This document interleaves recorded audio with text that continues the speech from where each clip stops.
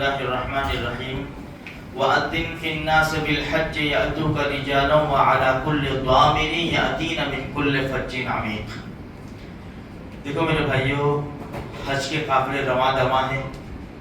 بہت سارے حجاج کرام پہنچ چکے ہیں، بیت اللہ کا طواف کر رہا ہے، کوئی حجر اسود کو بوسہ دے رہا ہے، کوئی مقام ابراہیم کے پیچھے نماز پڑھ رہا ہے، کوئی صفا مروہ کی سعی کر رہا ہے.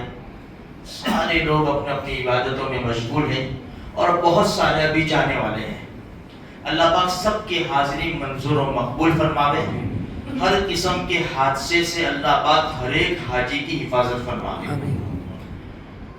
دیکھو قرآن کریم میں یہ جو آیت کریمہ کا ٹکڑا ہے، ابراہیم علیہ نبینا علیہ الصلوۃ والتسلیم نے جب بیت اللہ کی تعمیر کو مکمل کر دیا تو اللہ پاک نے فرمایا حج کے لیے اعلان کرو، اذن فی الناس بالحج، لوگوں میں اعلان کرو. اللہ کی خلیل نے کہا رب کریم میری آواز کہاں لوگوں تک پہنچے گی؟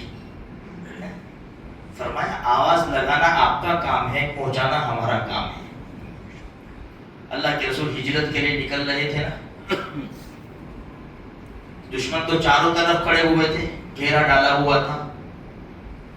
امام الانبیاء نے مٹی اٹھائی اور ایک طرف پھینکی، شاہد الوجوہ، دشمنوں کے چہرے جل جائے. قرآن نے کیا کہا؟ وما رمیت اذ رمیت ولکن اللہ رمی.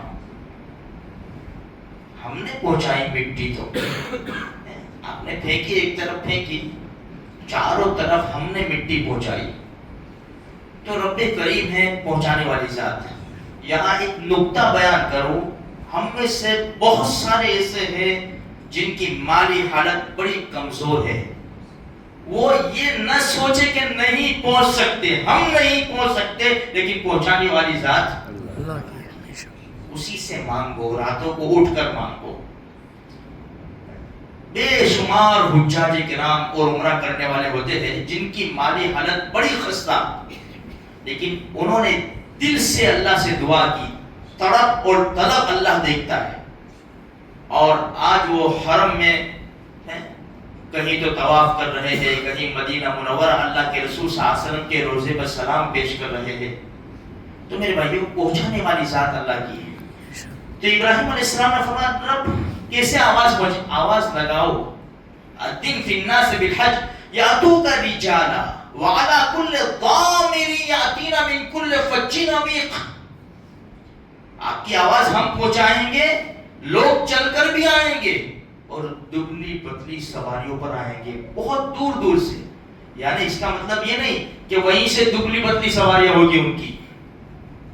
انسان سفر میں چلتا ہے نا تو اچھی گاڑی تلاش کرتا ہے، دور جانا ہے نا بھائی، تو سواریاں تو ان کے منزل سے بڑی اچھی ہوگی، تازہ دم. لیکن راستہ اتنا لمبا، راستہ اتنا کٹھن کہ چلتے چلتے چلتے سواریوں کی یہ حالت ہو جائے گی کہ وہ دبلی پتلی ہو جائے گی، لیکن یہ لوگ اللہ کے احکام کو پورا کرنے کے لیے حاضر ہو جائیں گے. خیر میرے بھائیو، 2-4 دن ہم اس کا تذکرہ کریں گے، اس لیے کہ حجاج کرام بہت چلے گئے اور بہت سے جانے والے. اب شاید 3 تاریخ سے روزانہ کا سلسلہ شروع ہوگا. اس لیے میرے بھائیو ایک بات یہ ضرور یاد رکھے، جو حج میں جانے والے ہیں جس طرح اپنے ظاہری اعتبار سے پاکی صفائی کریں گے، باطنی اعتبار سے بھی ضرور پاکی صفائی کریں. اگر کسی کا لین دین ہو اس سے بیٹھ کر بات کر کے ادا کرے، یا ادا کرنے کا وعدہ کر لے پکا. کسی سے دشمنی رنجش ہو، دل میں کینہ لے کر نہ جائے. میرے بھائیو بیٹھے، من تواضع للہ رفعہ اللہ، جو اللہ کے لیے اپنے آپ کو جھکائے گا اللہ اس کو اٹھائے گا. اتنی مقدس جگہ کے اوپر ہم جا رہے ہیں، اور کسی کا کھوٹ، کسی کی طرف سے ہمارے دل میں کھوٹ ہو، کینہ ہو، کپٹ ہو ہے تو میرے بھائیو ہمارا طواف کا کیا ہوگا؟ ہمارے بیت اللہ کا یعنی حجر اسود کا بوسہ ہم کیسے دیں گے؟ کون سی زبان سے اور کون سے دل کی حالت سے ہم دیں گے؟ صفا مروہ کی سعی کرنی ہے، عرفات، مینا، مزدلفہ، اور سب سے بڑی بات تو دونوں جہان کے سردار کے روضہ اقدس کے پاس کھڑے ہو کر سلامی پیش کرنا ہے. اللہ ہم سب کو بھی بار بار نصیب فرماوے اور سارے حجاج کرام کی حاضری کو منظور و مقبول فرمائے.